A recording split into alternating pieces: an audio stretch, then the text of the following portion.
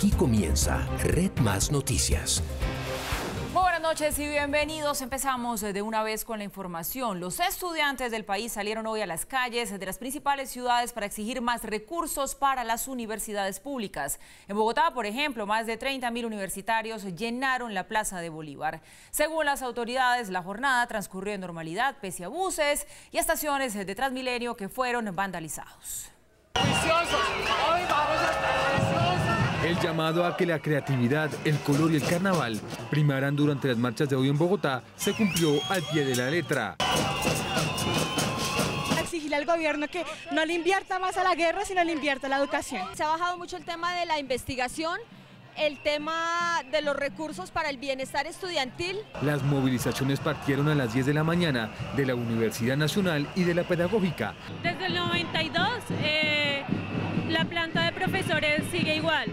En cambio, los estudiantes han crecido y crecido en cantidad. Creo que en este país no se está tomando la educación en serio. Los de la Nacional llenaron inicialmente la Plaza Che y luego se tomaron la calle 26 y la carrera 30. Estamos exigiendo más presupuesto para la educación. Otros grupos se movilizaron por la Caracas y la Séptima, generando demoras en el sistema Transmilenio. La preocupación en este momento es que como van las cosas para el otro año no hay presupuesto para pagarle a los profesores, van a haber alzas exageradas en las matrículas. Paso a paso, consigna a consigna, los estudiantes empezaron a cambiarle la cara a la Plaza de Bolívar.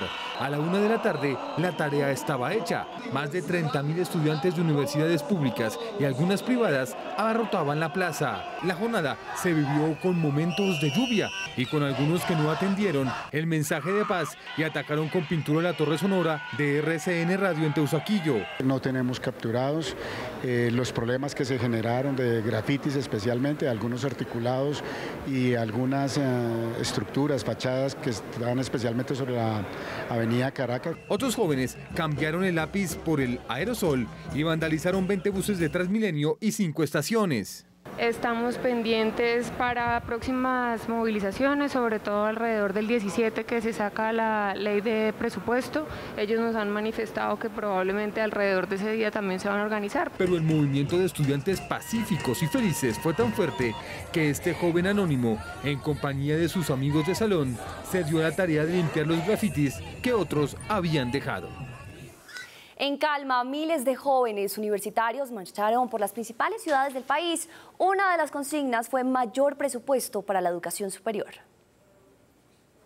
En Cali, la marcha de los estudiantes transcurrió con normalidad. A los más de 5.000 universitarios de la Univalle se unieron también estudiantes de las universidades privadas del SENA e incluso varios sindicatos. El recorrido fue de más de 5 kilómetros desde el sur hasta aquí, hasta el centro de la ciudad. Culminó con normalidad. Ellos esperan que después de esta manifestación pacífica, el gobierno nacional tenga una respuesta positiva. En Barranquilla, cerca de 2.000 estudiantes se sumaron a la marcha por el rescate de la educación superior. La movilización, que transcurrió en completa calma, inició en la sede norte de la Universidad del Atlántico y finalizó aquí en la Plaza de la Paz, donde los estudiantes se reunieron a gritar consignas en busca de la adición de 4.5 millones de pesos para la educación pública. En Medellín, cerca de 100.000 personas marcharon por las calles de la ciudad. El Parque de los Deseos fue el punto de encuentro de los manifestantes. La marcha concluyó sin afectaciones al orden público. Cerca de 2.000 estudiantes de la Universidad Pedagógica y Tecnológica de Colombia desfilaron por vías céntricas de la capital boyacense, pidiendo más recursos para las universidades públicas y rechazando la privatización de estos centros de estudios superiores. Con una velatón organizada por la única universidad de orden nacional de la ciudad, Cartagena se une a esta movilización nacional por la educación. Aproximadamente 5.000 personas se esperan hagan parte esta noche. En Popayán, cerca de 10.000 estudiantes de 4 universidades de la capital del departamento del Cauca marcharon hoy apoyando la universidad pública. A esta manifestación se suman las comunidades indígenas, así como diferentes sindicatos de la Ciudad Blanca. Desde Popayán, Fernando Rojas, Red Más Noticias. También diferentes sectores políticos reaccionaron a la marcha de los estudiantes en el país. El déficit de las universidades públicas asciende a los 18 billones de pesos. La ministra de Educación planteó soluciones, entre esas un primer incremento gradual de 500.000 millones de pesos. Incrementar un presupuesto que va a tener ya un salto importante en el 2019 e interpretarlo el anhelo ciudadano. Y es un anhelo ciudadano que pasa por temas de avance en gratuidad en la educación pública, que es el primer componente, reforzar recursos que sumen a la base de las universidades, a la inversión y además tener la línea de mérito. Este aumento gradual no sentó nada bien para algunos maestros y estudiantes. Eso es solo la tercera parte de lo que lo obliga la ley. La ley lo obliga a dar 1.500.000 millones de pesos. Necesitamos 18 billones de pesos, 18,2 billones de pesos en todas las universidades y pedir o darnos 500.000 millones de pesos realmente es un dulcecito. En la Plaza de Bolívar algunos senadores mandaron mensajes al gobierno actual. El año entrante el presupuesto de la universidad pública podría ser de 6.6 billones, la plata está. Lo que pasa es que hay que hacer otra priorización, que no son las armas, que no es pagarle deudas a las EPS, sino destinarla a la universidad. Hay que seguir actuando, presionando y construyendo la educación para todos, para sus hijos. Formalizar los contratos de cientos de profesores que hoy son ocasionales en las universidades públicas fue otro de los propósitos de la marcha.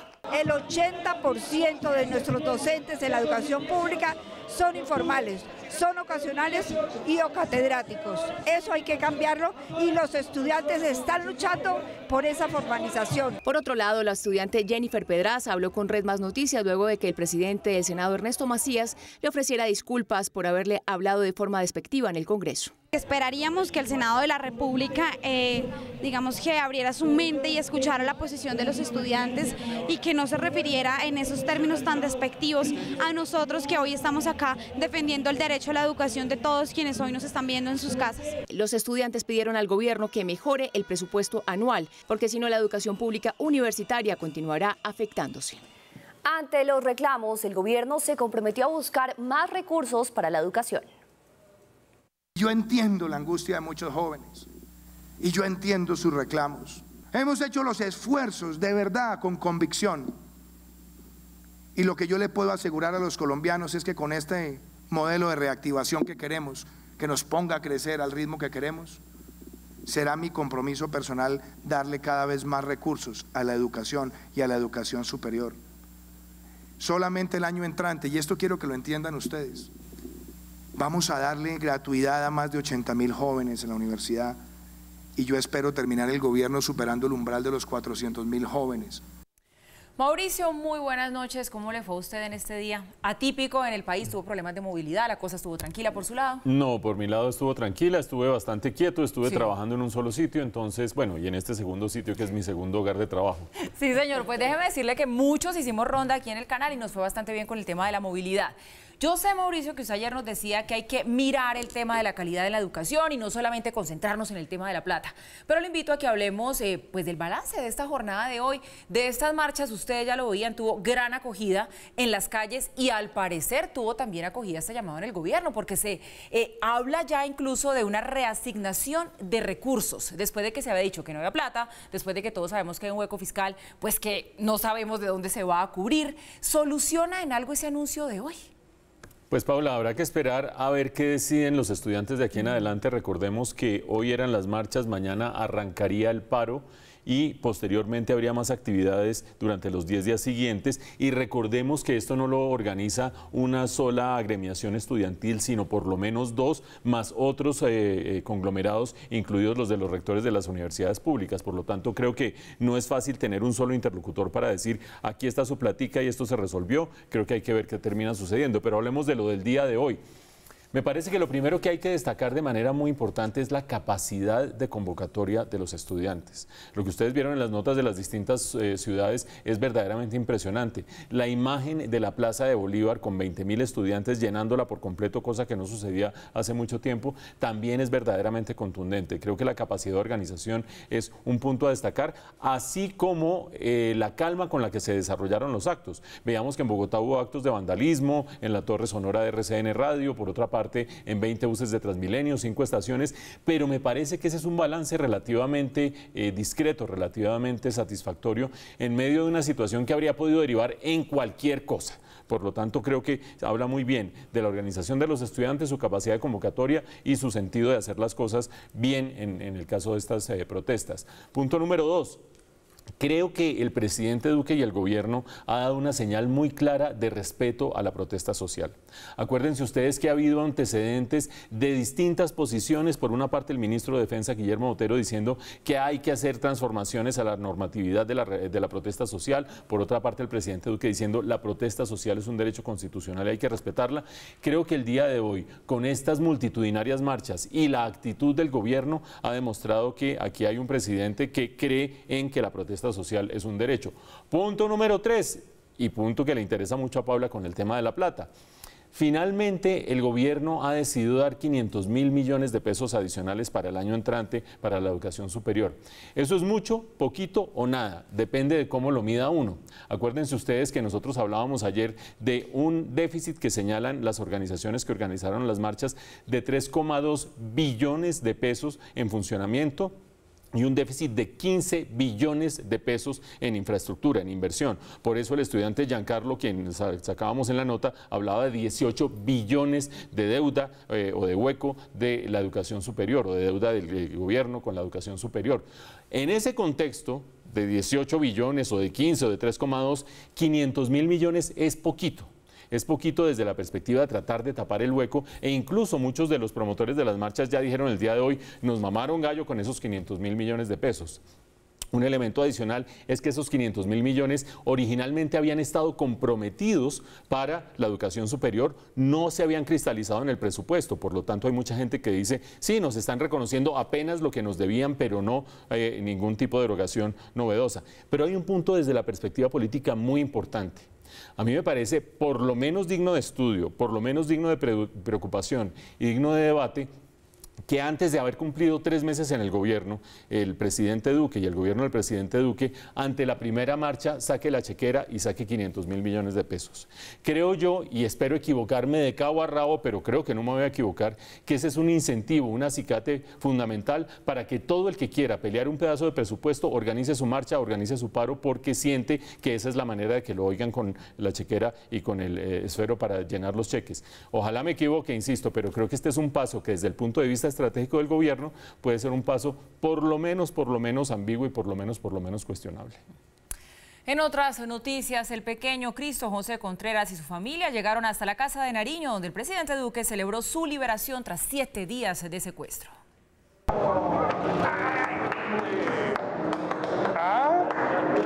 ¡Qué alegría, hermano, tenerlo acá! Con un fuerte abrazo recibió el presidente Duque al pequeño de 5 años y a su familia en la Casa de Nariño.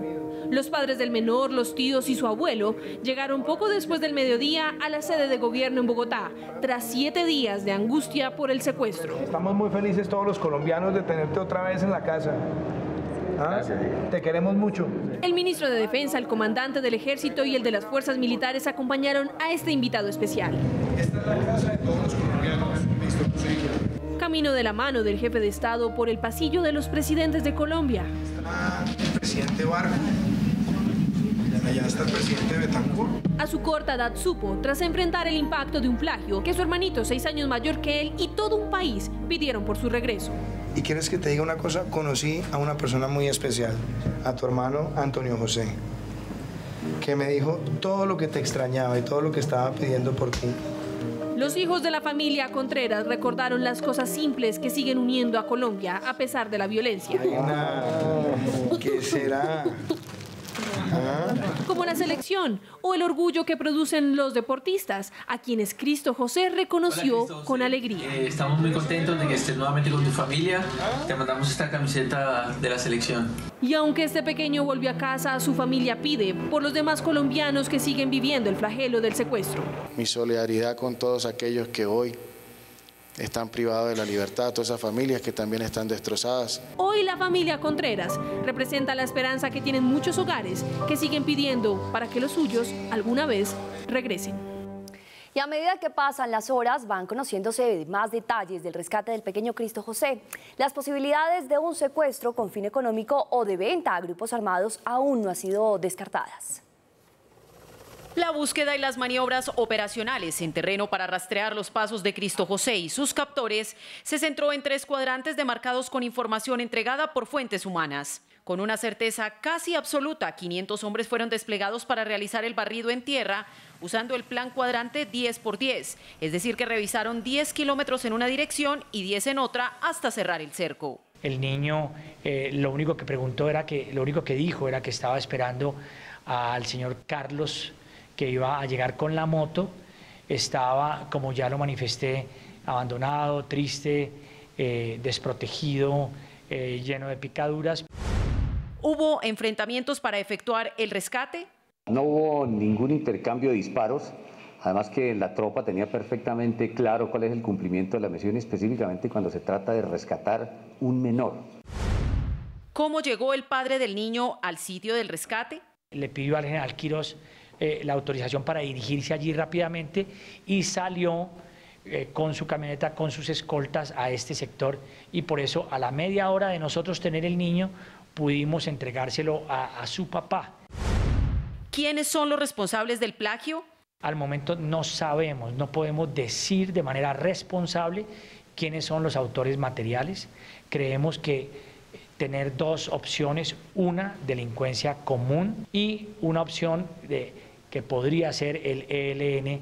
Así terminaron 7 días de búsqueda en las espesas montañas del Catatumbo. Cristo José terminó la pesadilla de estar en cautiverio. Celebramos la libertad de Cristo José, claro que sí, pero no podemos olvidar que desde hace 20 días no se tiene información del paradero del pequeño de 6 años de edad, Alberto Cardona Sanguino, quien desapareció junto con su padre cuando se dirigían al colegio de sus 2 hermanos mayores, esto en la vereda Las Cabañas de la Sierra Nevada de Santa Marta. 4 días después de ser reportados como desaparecidos, el cuerpo de Alberto Ramón Cardona, padre del menor, fue hallado sin vida. Algunos testimonios señalan que la última vez que fue visto el menor fue en La Tigresa, zona rural de Santa Marta.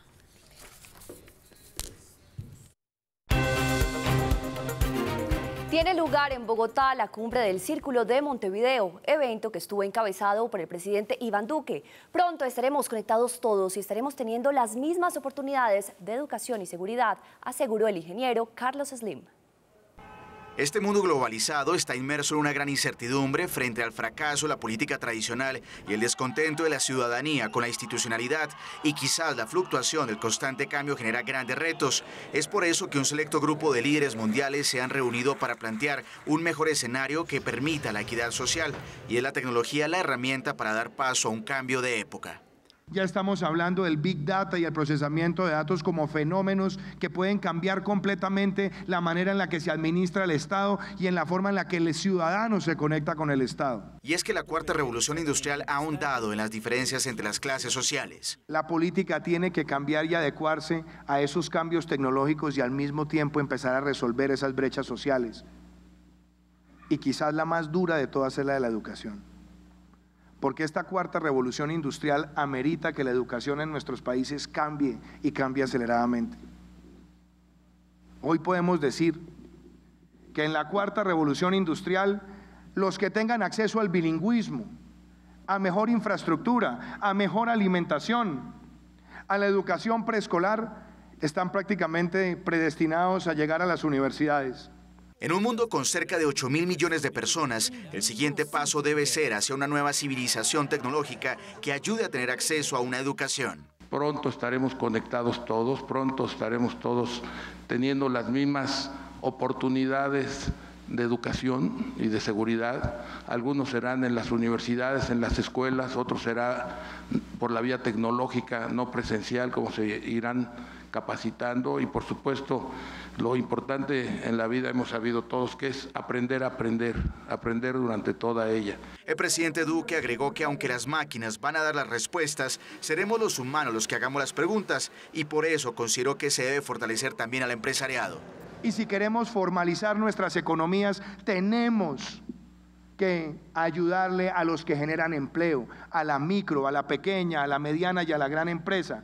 Y por eso estamos jugados en este gobierno a que podamos bajar la carga tributaria y la carga de trámites a los que generan empleo, para que deje de ser visto el empresario como una fuente de ingresos fiscales y sea visto como el socio en el desarrollo que se requiere, porque el éxito de los que generan empleo es el éxito de todo un país. El presidente empresarial de la Fundación Círculo de Montevideo dijo que es hora de romper paradigmas. Va a ser importante que en cualquier lugar que estén las personas, cualquiera que sea su edad, su condición económica, social o geográfica, tengan las mismas oportunidades que los que van a las grandes universidades internacionales. Esta nueva sociedad se sustenta en el bienestar de los demás. Así como antes tenía otros sustentos que eran la guerra, el saqueo, la fortaleza militar, etcétera, etcétera. Ahora es la educación, es la formación, es el capital humano y la capacidad que tiene esa población de vivir con bienestar, de pasar de la marginación y del autoconsumo a formar a ser parte del mercado, de la economía moderna. Eso es lo que le da sustento. El empresario mexicano Carlos Slim plantea que la sociedad debe aprender de los continuos problemas y de los éxitos estímulos callados. Mañana continuará la 14ª reunión plenaria del Círculo de Montevideo, en el que se debatirá sobre la formación para la empleabilidad y la ética y competitividad empresarial. Ronald Housney y Auri Bowie, gobernador y exgobernadora de San Andrés, respectivamente, son un peligro para la sociedad y para el proceso que la Fiscalía adelanta en su contra por supuestos hechos de corrupción. Así argumentó la Procuraduría la necesidad de que los reconocidos mandatarios del archipiélago fueran enviados a prisión por supuestamente haberse apropiado de 11.000 millones de pesos de regalías del departamento. La ubicación estratégica que tiene San Andrés y la confianza que aún tienen los raizales en ustedes, pueden colaborarles para salir a países de Centroamérica o a Norteamérica. Por eso, señor magistrado, considero que la solicitud que ha hecho hoy, el día de ayer la Fiscalía es la correspondiente, es la única medida que evita que efectivamente no vaya a haber una pérdida de la prueba. Tras presentar una acción de habeas corpus, fue dejado en libertad Liat Surkele, el ciudadano de origen israelí señalado de hacer parte de la red de proxenetismo de Liliana del Carmen Campos, más conocida con el alias de la Madame. Tras la decisión de un juez de Cartagena, la Fiscalía informó que se abrió una investigación para determinar si se presentaron actos irregulares. Lo propio hizo el procurador Fernando Carrillo, quien advirtió que se solicitó que el ciudadano israelí no pueda salir del país. En Cali, donde se reúnen más de 50 expertos en temas de desarrollo de ciudad, nuestro director Juan Lozano lideró el panel de salud para el desarrollo. Allí el viceministro de Salud reveló las preocupantes cifras en materia de salud mental. Urge ubicar a la salud mental como un problema de salud pública en Colombia, donde las cifras por trastornos van en aumento. Depresión, suicidio, ansiedad, los que más preocupan. 1 de cada 3 familias en Colombia es disfuncional. Es decir, 1 de cada 3 familias tiene un problema de salud mental. Por eso, tras 20 años, el Ministerio presentó este miércoles, en el marco del Día de la Salud Mental, su política para atender este fenómeno. Uno de los temas verticales, así como hay depresión, suicidio y ansiedad, vamos a trabajar en el consumo de sustancias psicoactivas. Fue en el marco del evento Cali Epicentro de Desarrollo y Paz, donde González explicó cómo funcionará esta política, con una base técnica que se emite a través de resolución. Nos da herramientas tanto en el ámbito territorial, departamental, municipal y distrital, como en las instituciones de salud para afrontar este tema. Y es que durante la discusión del panel que lideró el director de Red Más Noticias, Juan Lozano, se habló de la preocupación de la salud mental en las regiones. Nosotros tenemos disparadas las cifras de depresión y de ansiedad. Tenemos inmensa preocupación por el suicidio, sobre todo por el suicidio en los chicos entre 18 y 24 años. Y preocupa el consumo de sustancias psicoactivas. Cada día son más los menores de 14 años, tanto en hombres como en mujeres, que las prueban. Condiciones peligrosas que afectan la salud, incrementan la accidentalidad y la violencia, advierten las autoridades. La tasa representativa del mercado para mañana es de 3.090 pesos con 30 centavos. La libra de café colombiano cerró hoy en Nueva York a $1 con 11 centavos. El petróleo de referencia Brent se cotiza hoy en $83 con 9 centavos el barril. El índice de capitalización de la Bolsa de Valores de Colombia se situó en 1,19% a 1.479 unidades. La cifra del día son los 110,5 billones de pesos de recaudo bruto de impuestos entre enero y septiembre de este año, representando un aumento del 1,6% frente al mismo periodo en 2017.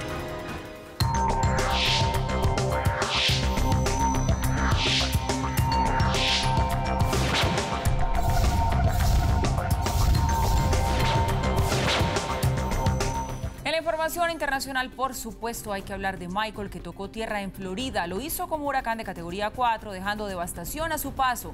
Ya degradado a categoría 3, sigue siendo extremadamente peligroso. Vamos en directo con nuestro corresponsal en Florida, Juan Camilo Gómez, con más información. Juan, buenas noches. ¿Y qué está pasando allí hasta ahora? Paula, buenas noches. Hace pocos minutos las autoridades de Florida confirmaron que el huracán Michael ya dejó al menos un muerto y un herido de gravedad. El fallecido es un hombre que se refugiaba en una casa cuando un árbol cayó sobre ella. Esto ocurrió en el condado Gadsden, en el norte del estado.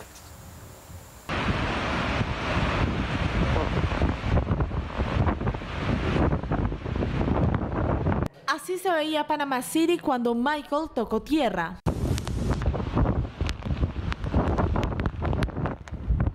Lo hizo en el norte del estado a la 1:37 de la tarde como un huracán de categoría 4 extremadamente peligroso y con vientos de 250 kilómetros por hora.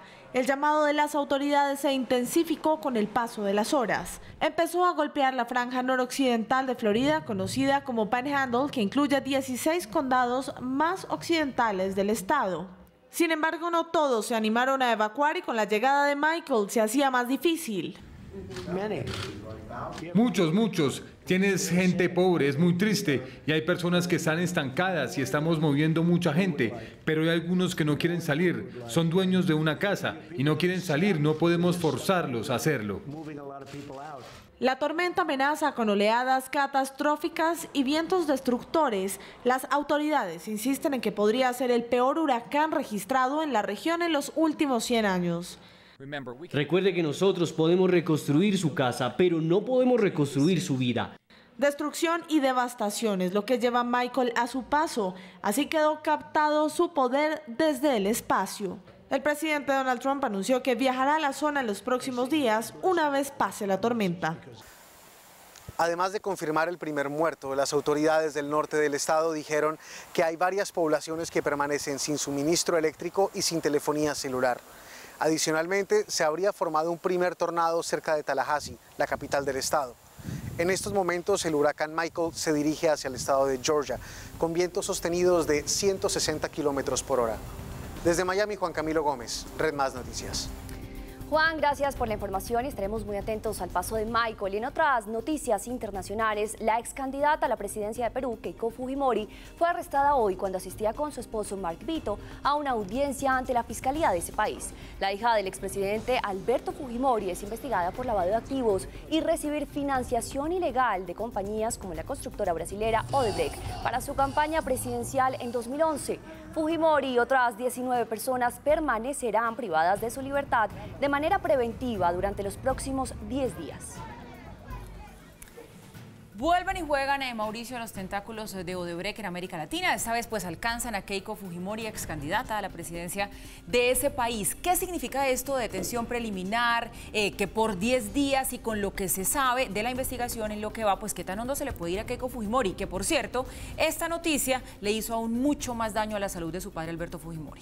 Qué bueno que usted menciona a Alberto Fujimori, Paula, porque aquí hay de por medio la relación del levantamiento del indulto la semana pasada. Usted recuerda que aquí en el noticiero vimos esa noticia. Le quitaron el indulto que le había dado Pedro Pablo Kuczynski y debería ir a la cárcel. Todavía no se ha ido Alberto Fujimori para la cárcel.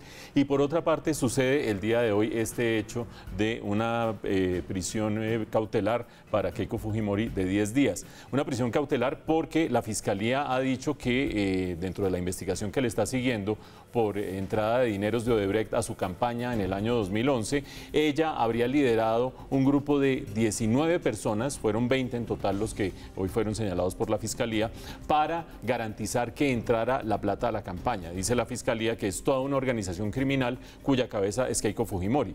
Esto puede derivar posteriormente en que mientras se le sigue el juicio siga en la cárcel, o que después salga de la cárcel al cabo de estos 10 días y se le siga un juicio, o que la investigación no llegue a ningún lado. Es decir, es apenas el comienzo.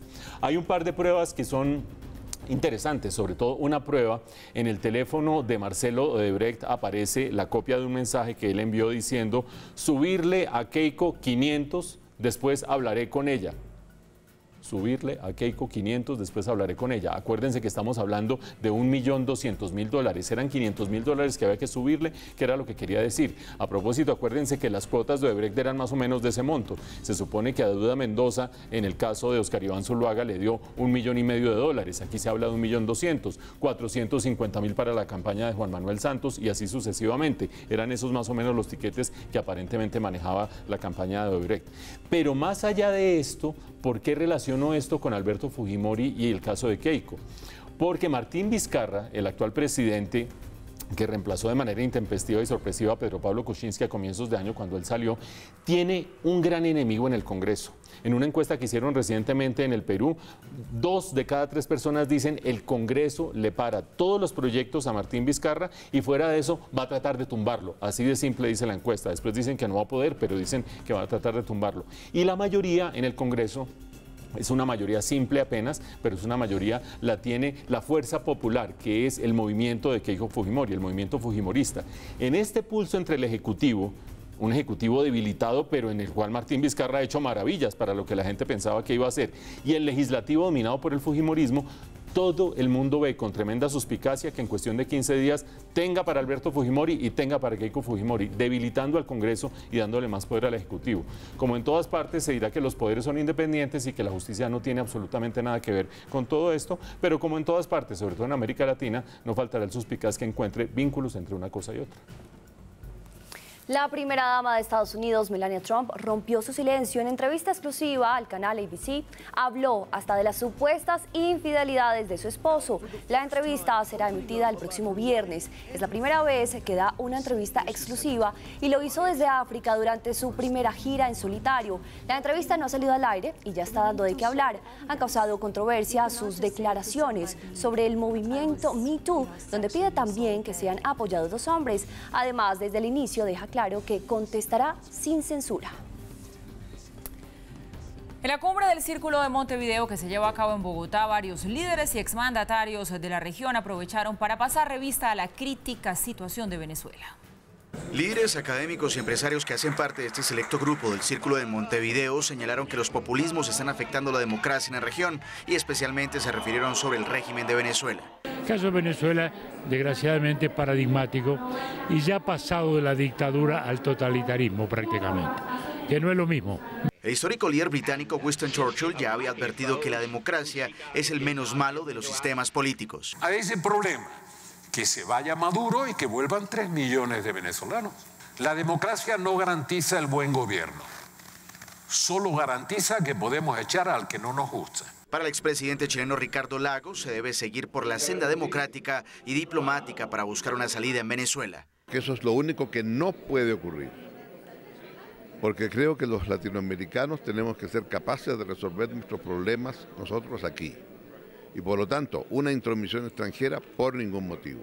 Los miembros del Grupo del Círculo de Montevideo aseguraron que todos los mensajes políticos populistas afectan notoriamente a la democracia.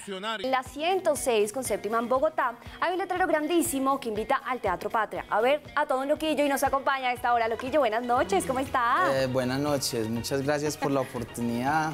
Llegó usted en guitarra. Tan tímido, Loquillo, tan tímido para llegó creerle. Modesto, llegó tranquilo, sí, llegó como tímido. ¿Sabes qué? Está hablando como futbolista, ¿no? Ah, ¿será? ¿De una vez entramos? Muy poco, no, pienso que eso es lo bonito del humor, ¿no? Por ahí hacer reír a la gente y bueno. lograr que... No, bueno, Loquillo, ahora sí aterricemos en el Teatro Patria porque justamente está en una temporada buenísima. Todo un Loquillo, un show con imitaciones, con personajes, con chistes, con humor.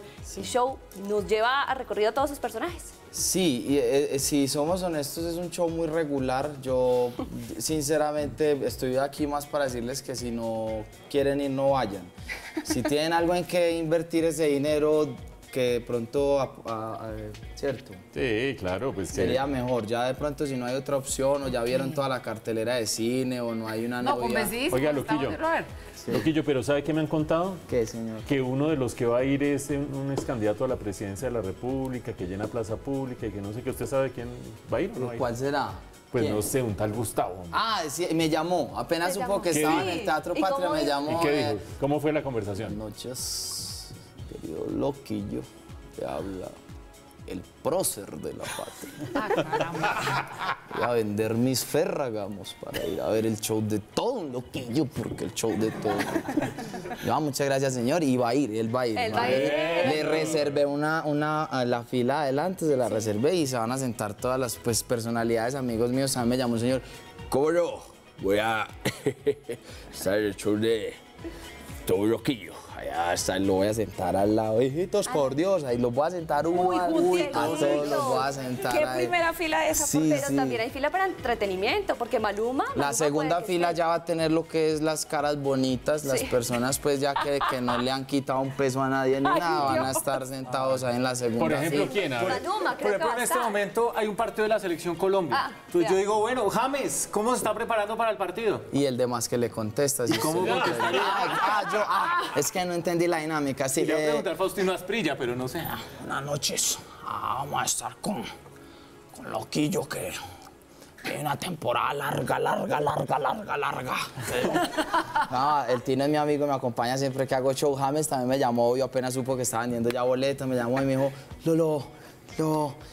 Lolo, y yo, Loquillo, y me dijo, no, lo felicito por el show pero él no puede venir, básicamente no. Si ven que él gaguea diciendo Suso, porque hizo la entrevista a Suso y gaguea diciendo Suso. A mí eso no me da risa, sinceramente. Si no pueden ir, yo les recomiendo que no vayan al show Paula, le digo sinceramente, porque es muy regular, ¿no? Es que yo ponerme a decir que es bueno. No, yo no le creo, usted tiene guitarra y todo eso promete. Sí. Usted con la guitarra, a ver, vamos a cantar, ¿qué va a pasar? Tengo muchas canciones, tengo una canción que se llama, la voy a estrenar en la temporada, se llama adelanto. Calla, por favor, es un bossa nova, se llama Calla, por favor, dice...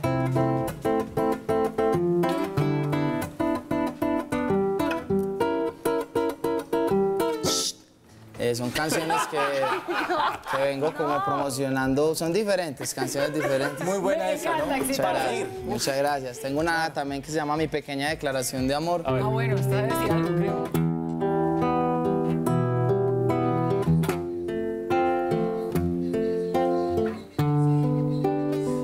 Te amo. Son canciones que digamos que uno trata como al grano, ¿cierto? Sí, ¿para qué? Pero también pues está Hasta Cuándo, con el cual improvisamos mucho, hay una orquesta en vivo acompañándome en reggae. El teatro es lejos. Sí, el teatro es patria, entonces yo de ustedes no iría, porque hay teatro, hay mejores opciones para este lado. Las sillas son incómodas, no hay parqueadero. ¿Hasta cuándo va? ¿Hasta cuándo? Empiezo este viernes. Viernes, sábado y domingo. Los viernes y los sábados es a las 8 de la noche. Ustedes se preguntarán, ¿y por qué a las 8 de la noche? Porque Dago, que es el que está haciendo la vaina, pues dijo que a esa hora. Y entonces los domingos... ¿El domingo? El domingo sí es a las 6. ¿Por qué?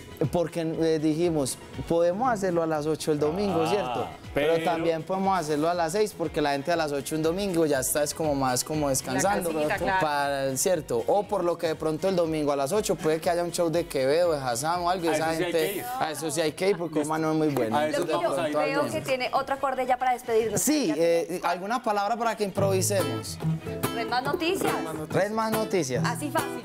Ay, no, pucha. Pero no la voy a tratar, no. Hágale, a ver. Ustedes son los mejores, los dueños de las primicias. Bien esta canción. Yo siempre estoy sintonizado con Red Más Noticias.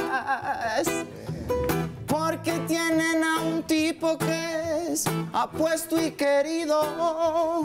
Y 3 reinas que son ustedes 2 y su apellido.